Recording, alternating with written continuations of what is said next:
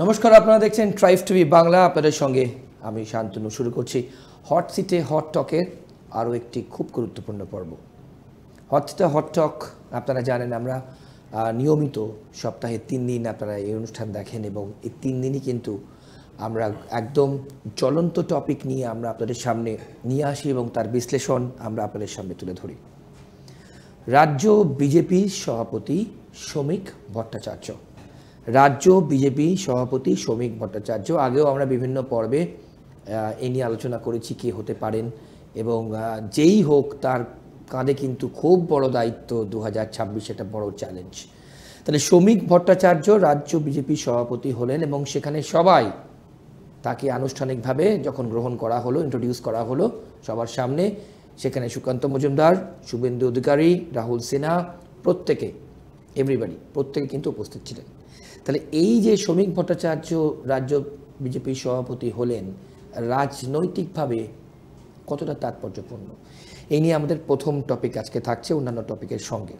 আমাদের সঙ্গে অর্কপ্রভু সরকার আছেন বা বাঁদিকে বসে, আপনারা জানেন, যার বিশ্লেষণ আপনারা হট সিটে হট টকের প্রতিটি পর্বেই শোনেন। অর্কদা, আপনাকে স্বাগত আজকের পর্বে। প্রথমেই যেটা আমরা বললাম যে শ্রমিক ভট্টাচার্য রাজ্য বিজেপি সভাপতি হলেন, ইনিও আমরা আগে আপনাকে জিজ্ঞেস করেছি, আপনিও ব্যাখ্যা করেছেন, আপনিও বিশ্লেষণ করেছেন, কিভাবে দেখছেন? আর এটা খুব ভালো ওয়েলকাম মুভ বলা যায়। শ্রমিক ভট্টাচার্য পুরনো বিজেপির কর্মী, ছাত্রাবস্থা থেকেই, স্কুলে পড়ার সময় থেকেই আরএসএসের সঙ্গে যুক্ত ছিলেন। যে সময় বিজেপি কেউ করতো না পশ্চিমবঙ্গে, সেই সময় থেকেই শ্রমিক ভট্টাচার্য বিজেপির সঙ্গে আছেন। 80 সালে এপ্রিল মাসে বিজেপির আনুষ্ঠানিকভাবে যাত্রা শুরু করে দেশে। তা পশ্চিমবঙ্গে বিজেপির প্রথম সভাপতি হরিপদ ভারতী থেকে শুরু করে শ্রমিকবাবু সবার সঙ্গেই কাজ করেছেন। 61 বছর বয়স। তিনি মধ্যবিত্ত, উচ্চবিত্ত, নিম্নবিত্ত বাঙালির প্রতিনিধিত্ব করেন। সাংস্কৃতিক পরিমণ্ডলে বড় হয়েছেন। কবিতা চর্চা, সঙ্গীত চর্চা, রবীন্দ্রনাথ, জট বিশ্বাস, শক্তি চট্টোপাধ্যায় কণ্ঠস্থ তার। এবং যতদিন তিনি প্রধান মুখপাত্র ছিলেন, এমন কোনো বেফাঁস মন্তব্য করেননি যাতে দল বিব্রত হতে পারে। এখন শুভেন্দু অধিকারী জননেতা, শ্রমিক ভট্টাচার্য বিজেপির পুরনো কর্মী নেতা। ধাপে ধাপে বিভিন্ন সিঁড়ি টপকে তিনি আজকে এই জায়গাটায় এসছেন। একটা সময় দলে কোণঠাসাও ছিল। তা শ্রমিকবাবুর কাছে গুরু দায়িত্ব, কঠিন চ্যালেঞ্জ। রাজ্য এখন ভোটের মুখে দাঁড়িয়ে আছে। বিজেপি বঙ্গবিজয় স্বপ্ন দেখছে। সাংগঠনিকভাবে বিজেপি তৃণমূলের থেকে অনেক দুর্বল, কিন্তু বিজেপির পক্ষে জনসমর্থন আছে। সেই জনসমর্থনটাকে সংহত করা, হিন্দু ভোটকে এক বাক্সে নিয়ে আসা এবং পশ্চিমবঙ্গে বিজেপি ক্ষমতায় আসলে কি কি করবে সে সম্পর্কে একটা নির্দিষ্ট রোডম্যাপ দরকার। তাছাড়া শ্রমিকবাবুকে উদ্যোগী হতে হবে একটা ব্রড বেসড কোয়ালিশন তৈরি করতে, যাতে বামফ্রন্টের কোনো দলকেও যদি প্রয়োজনে সামিল করানো যায়, করা যেতেই পারে, ফরওয়ার্ড ব্লককে করা যেতে পারে, অ্যাপ্রোচ করতে হবে। যে সমস্ত বাঙালি বুদ্ধিজীবীর বিজেপি সম্পর্কে ছুতমার কাছে, তাদের কাছে যেতে হবে, বলতে হবে যে বিজেপি সম্পর্কে যে ধারণা আপনারা পোষণ করেন, বাস্তবটা হচ্ছে এই। এবং বেঙ্গলি ডায়াসপোরা যারা বাইরে আছে, এই রাজ্য গঠনে তাদের কি ভূমিকা হবে আগামী দিনে, সেটাও শ্রমিকবাবুকে তাদের সঙ্গে যোগাযোগ করতে হবে। একদিকে হিন্দু ভোটের মেরুকরণ যতটা সম্ভব, 2 ব্রড বেস অ্যালায়েন্স, সেখানে বিজেপিকে ছোটখাটো দলের সঙ্গে সমঝোতা করতে হতে পারে। 3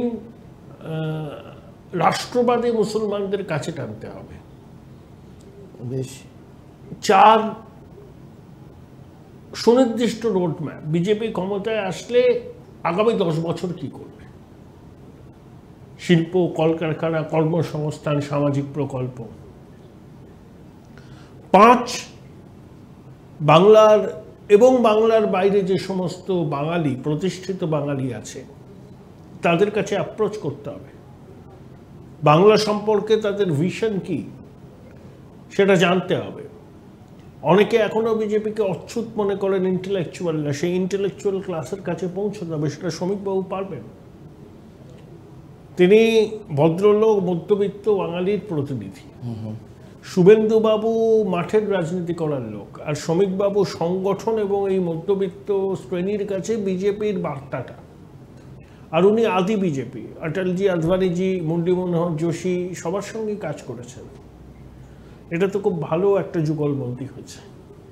না, আমি যেটা জিজ্ঞেস করবার কথা, সেক্ষেত্রে আপনি অনেক ক্ষেত্রে বলেছেন বিভিন্ন জায়গাতেই যে তার অ্যাকসেপ্টেন্স, শ্রমিক ভট্টাচার্যর অ্যাকসেপ্টেন্স কিন্তু বিজেপি সবার কাছে সমান, প্রত্যেকে গ্রহণযোগ্যতা সব থেকে বেশি। এই ক্ষেত্রে এই যে ধরুন এর সভাপতি হলে আমার আমার আমার অভিমান হবে, এই ক্ষেত্রে শ্রমিকবাবুকে নিয়ে কারোর সেটা বলার নেই। বেশ, কারণ উনি তো কোনো দল বদল করে আসেননি। যখন বিজেপি কেউ করতো না তখন তিনি বিজেপি করতেন। আরএসএস এর সঙ্গে ছাত্রাবস্থা থেকে যুক্ত, অনেক সিঁড়ি টপকে আর কি উনি এই জায়গাতে এসছেন। তাই শ্রমিকবাবুর সভাপতি হওয়া নিয়ে বিজেপির কারোর মধ্যে ক্ষোভ থাকতে পারে না। ওরা বলতেন যে বাইরে থেকে এসে কেউ সভাপতি হয়ে গেল, তা তো নয়। উনি 45 বছর ধরে এই দলটা করছেন, সঙ্গ করেছেন, পুরনো মানুষ, সবাইকে চেনেন।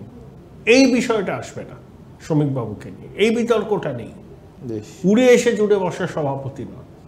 বেশ, আপনার দিলীপ বাবু সম্পর্কে, প্রাক্তন রাজ্য সভাপতি, কি বলেছেন? না, দিলীপবাবু তো শ্রমিকবাবুকে ফোন করে অভিনন্দন জানিয়েছেন, একসঙ্গে কাজ করার বার্তা দিয়েছেন। দিলীপবাবু পুরনো বিজেপি আরএসএস এর লোক। আমার ধারণা দিলীপবাবুর সঙ্গে যে দূরত্ব তৈরি হয়েছে সেটা মিটবে এবং দিলীপবাবুকে এগিয়ে আসতে হবে। আর কথা বলার সময় সংযত হতে হবে এবং তৃণমূলের পাতা ফাঁদে যেন তিনি আর না পা দেন। রাজ্যটা ইলেকশন মুখী হয়েছে, বিজেপি প্রধান বিরোধী দল, ক্ষমতা দখল করতে চায়।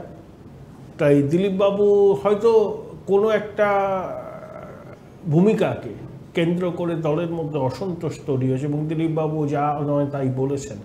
এই বিষয়গুলো থেকে ওনাকে দূরত্ব বজায় রাখতে হবে, সংযত থাকতে হবে।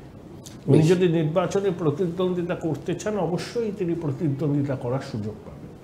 বেশ, অর্কদা, পরবর্তী যে টপিকে আমি যাব, কোনো একটা জায়গাতে আপনি বলেছেন আপনার রিয়াকশানে, আপনার বিশ্লেষণে, যে সংখ্যালঘু যারা আছেন তারা কিন্তু মুখ্যমন্ত্রীর যে ট্যাকটিক্স তারা কিন্তু ধরে নিয়েছেন।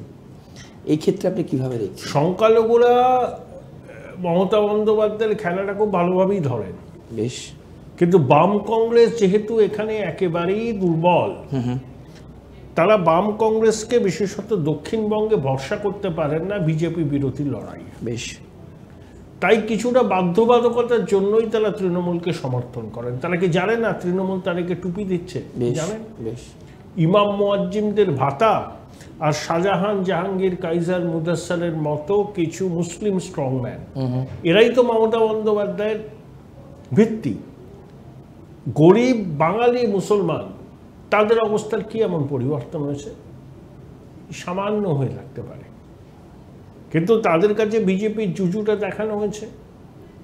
তারা মনে করছে যে বিজেপি বিরোধী লড়াইয়ে তৃণমূল এখন সবাইকে টেক্কা দিচ্ছে, তাই তারা তৃণমূলের পাশে আছে। কিন্তু যেখানে তারা দেখছে যে বাম কংগ্রেস বিজেপিকে রুখতে পারবে, সেখানে তারা বাম কংগ্রেসকেও ভোট দেবে। উত্তরবঙ্গে এই বিষয়টা আছে, মুর্শিদাবাদে অনেক জায়গায় হবে, মালদাতে। মানে সে প্রথম ন্যারেটিভ আপনি বলেছিলেন যে ভোট হবে হ্যাঁ মমতায় না মমতায়। হ্যাঁ মমতায় হিন্দু ভোট, এই হ্যাঁ মমতায় মুসলমানরা ভোট দেবে দক্ষিণবঙ্গে বিশেষত। বেশ, উত্তরবঙ্গেও দেবে, কিন্তু উত্তরবঙ্গে বাম কংগ্রেস ভোট পাবে, মুর্শিদাবাদেও পাবে। আর না মমতায় হিন্দুরা ভোট দেবে ম্যাক্সিমাম। না মমতা ভোট উত্তরবঙ্গে বাম কংগ্রেস কিছুটা পেলেও সেটা খুব একটা উল্লেখযোগ্য হবে না। মুসলমান ভোটই না মমতার ক্ষেত্রে বাম কংগ্রেসে যেতে পারে, হিন্দু ভোট যাবে না। হিন্দু ভোট বিজেপির দিকেই যাবে সিংহভাগ, উত্তরবঙ্গ হোক দক্ষিণবঙ্গ হোক সব জায়গায়।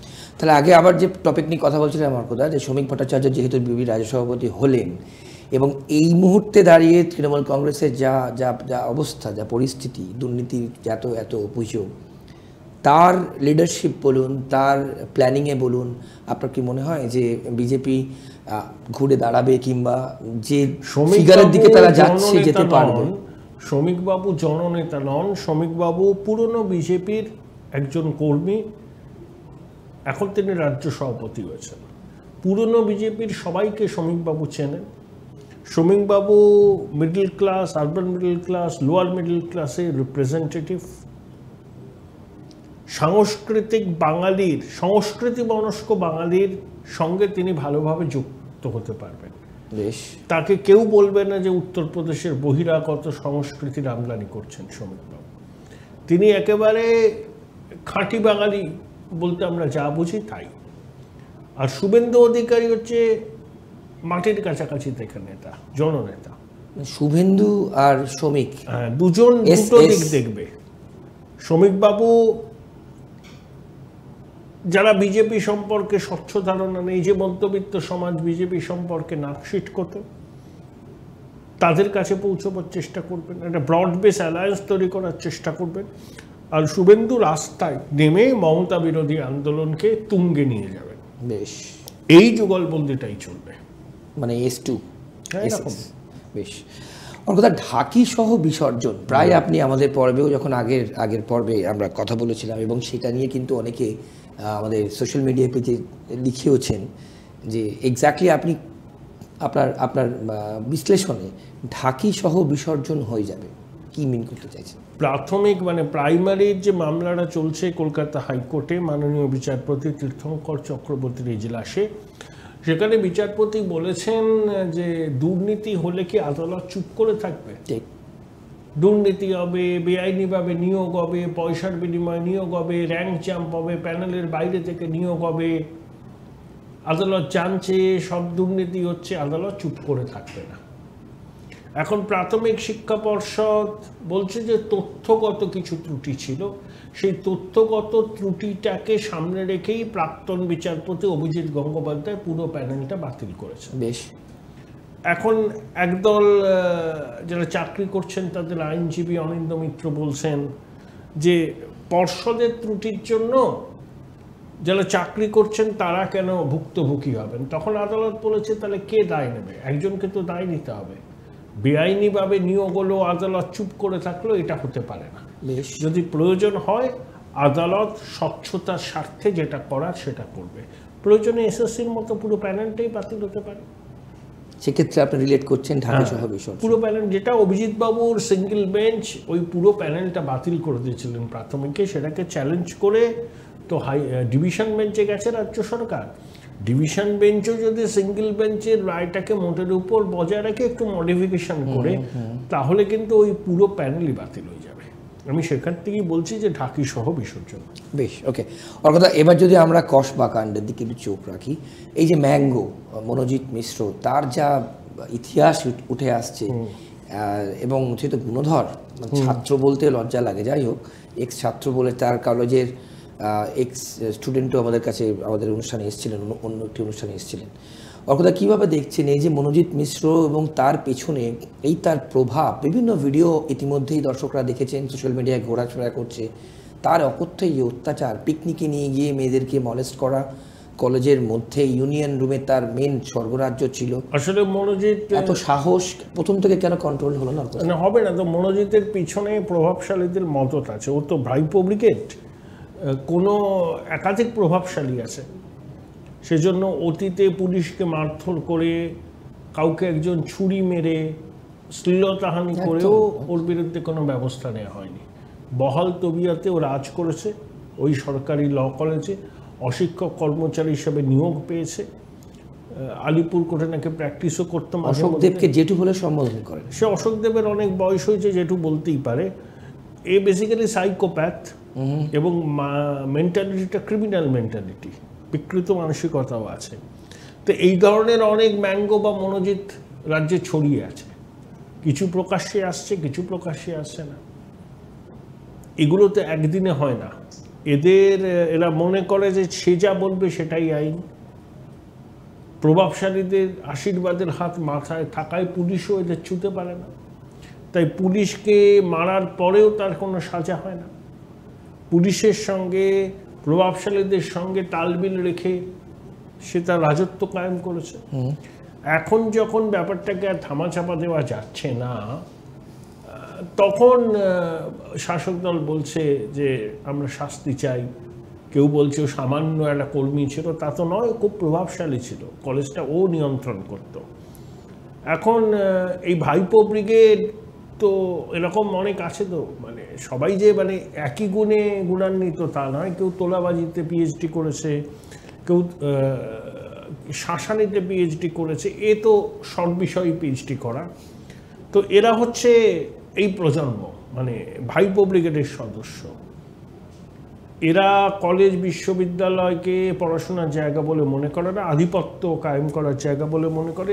ঠিকাদারি থেকে পয়সা কামানো, অ্যাডমিশনের সময় পয়সা কামানো, সেমিস্টারে বসার আগে ফেল করে দেওয়ার হুমকি দিয়ে পয়সা কামানো, এবং ওই হাজরা ল কলেজের উপাধ্যক্ষ অধ্যক্ষ কেউ দায় এড়াতে পারে না, পরিচালন পর্ষদ সবাই সব কিছু মুখ বুঝে সহ্য করেছে এবং প্রোটেকশন দিয়েছে।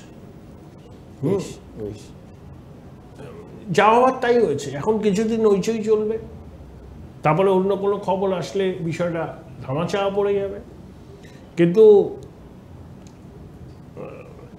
ওই বললাম যে এগুলো একটা সামাজিক ব্যাধি। মদত ছাড়া, রাজনৈতিক মদত ছাড়া এইসব দুর্বৃত্তর আস্ফালন হতে পারে না। বেশ, ওকে। অর্থাৎ শেষের দিকে প্রায় পুলিশ কিন্তু এই ক্ষেত্রে ভীষণ প্রোঅ্যাক্টিভলি কাজ করছে। অনেকেই বলছেন যে পুলিশ আরজিকর ক্ষেত্রে কিন্তু প্রমাণ লোপাট করেছে, আর এই ক্ষেত্রে এতটাই প্রোঅ্যাক্টিভ, কোর্টে বলছে, আইনজীবী বলছে অত্যন্ত প্রভাবশালী। এই ডিফারেন্সটা আর গোপন করতে পারছে না বিষয়টাকে নিয়ে, এমনভাবে হইচই শুরু হয়েছে, একটা তো প্রভাব পড়েছে জনজীবনে। যদি এতটা হইচই না হতো পুলিশ চেপে যেত, কিন্তু যেহেতু হইচইটা হয়েছে, আর তৃণমূলের একটা অংশ চাইছে বিষয়টা সামনে আনা হোক এবং এই ধরনের দুর্বৃত্ত কুলকে দল থেকে বের করে দেওয়া হোক। তারা প্রশাসনের উপর চাপ দিচ্ছে যে কোনোভাবেই কোনো চাপের মুখে যেন প্রশাসন নতি স্বীকার না করে, অপরাধীদের যাতে বিচার হয়। এটা তৃণমূলের ঘুম ভেঙেছে। বিলম্বিত বোধোদয় ভোট আসছে, ইমেজ ভালো করতে চাইছে। এই যে এফআইআর করা, মনোজিৎকে গ্রেপ্তার করা, এই সব কিছুই হয়েছে রাজ্যের এক প্রভাবশালী মন্ত্রীর নির্দেশে, যিনি মেয়েটিকে অভয় দিয়েছেন। আর এক প্রভাবশালী আছে যিনি প্রোটেক্ট করছে মনোজিৎকে, করেছিল, এখন পারছে না। এই দুই প্রভাবশালী দ্বন্দ্ব এর মধ্যে সামনে চলে এসছে, এটাই হয়েছে। সেই জন্য গ্রেপ্তার হওয়ার আগের দিন, গ্রেপ্তার হওয়ার দিনকেই ফন রোডে কিন্তু মনোজিৎ গেছিল, যে ও তো মেয়েটির সাথে কথা বলেছিল, নির্যাতিতার সাথে, ভাইস প্রিন্সিপাল কথা বলেছে নাম। হ্যাঁ, এ তো মানে এরা তো ধরাকে সরাজ্ঞান করে। ছেলেটি, এই মনোজিৎ ভাবতে পারেনি যে মেয়েটি শেষ পর্যন্ত অভিযোগ করবে।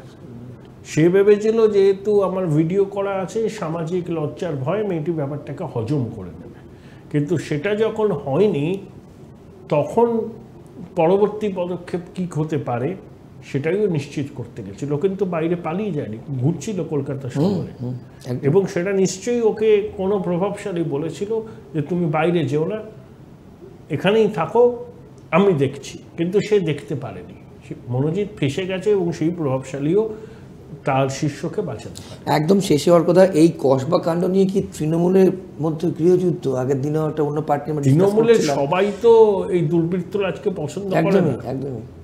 হ্যাঁ, যারা পছন্দ করে না তাদের দলে কোন ঠাসা, তারা চেষ্টা করে যে দলটাকে এর থেকে মুক্ত করার জন্য, কিন্তু তাদের হাত পা বাঁধা। ভাইপো মুখপাত্ররা বলছেন যে আগে ওদেরকে এটা বলতে হয়, মুখপাত্রদের মধ্যপ্রদেশ, উত্তরপ্রদেশ, তারপর তো লাভ নেই, ওগুলো করার মানেই হয় না। আমরা তো মধ্যপ্রদেশে থাকি না, উত্তরপ্রদেশে থাকি না। তৃণমূল 15 বছর এখানে রাজত্ব করছে, সব অনাচারের দায় তাদেরকেই নিতে হবে, অন্য রাজ্যে কী হচ্ছে বলে কোনো লাভ নেই। তো এইটাই বিষয়টা হয়েছে আর কি। এখন পাপ ঝেড়ে ফেলতে চাইছে, কিন্তু ওভাবে তো ঝেড়ে ফেলা যায় না। মানুষ একটা যে স্পষ্ট বুঝেছে যে ছাত্র সংসদের নির্বাচন বন্ধ করে বাইরের দখলদাররা ইউনিয়ন রুমে ঢুকে যাচ্ছে, ঠিকাদারি হচ্ছে, একটা অশুভ চক্র, এবং অশুভ চক্রের পিছনে শাসক দলের বড় মাথাদের প্রশ্রয় আছে। বেশ, একদম এক লাইনে ওর কথা সংক্ষেপে, এই এত কিছুর প্রভাব বিশেষ করে মহিলাদের ক্ষেত্রে প্রভাব পড়বে বলছেন নির্বাচনে? নিশ্চয়ই পড়বে, কিছু না কিছু, if not the priority but একটা পার্ট, তাই তো? হ্যাঁ, এটা প্রভাব তো পড়বেই। এই প্রভাব না পড়লে কিসের প্রভাব পড়বে? বেশ, অর্কদা অনেক ধন্যবাদ আপনার সময়ের জন্য। আমরা কথা বললাম এবং আজকের পর্বে নিয়ে কিন্তু বেশ কিছু ইম্পর্টেন্ট এবং খুব গুরুত্বপূর্ণ টপিক আমরা আপনাদের সামনে তুলে ধরলাম, তার বিশ্লেষণ করলাম এবং এই মুহূর্তে দাঁড়িয়ে কসবা গণধর্ষণ কাণ্ড নিয়ে কিন্তু উত্তাল রাজ্য রাজনীতি, উত্তাল রাজ্য পরিস্থিতি। তার ভেতর শ্রমিক ভট্টাচার্য নতুন রাজ্য বিজেপি সভাপতি, তার লিডারশিপে বিজেপি কি ঘুরে দাঁড়াবে, তাকে কিন্তু প্রত্যেকে গ্রহণ করেছে এবং গ্রহণযোগ্যতা তার খুব বেশি। এটা নিয়ে কিন্তু আমরা কথা বললাম। এর সাথে আরও অনেক টপিক যা আপনারা শুনলেন, বিশ্লেষণ শুনলেন অর্কপ্রভু সরকারের। আজকের পর্ব এই পর্যন্তই। অন্যান্য সব খবরের জন্য আপনারা চোখ থাকুক ট্রাইব টিভি বাংলার পর্দায়। নমস্কার, ভালো থাকবেন।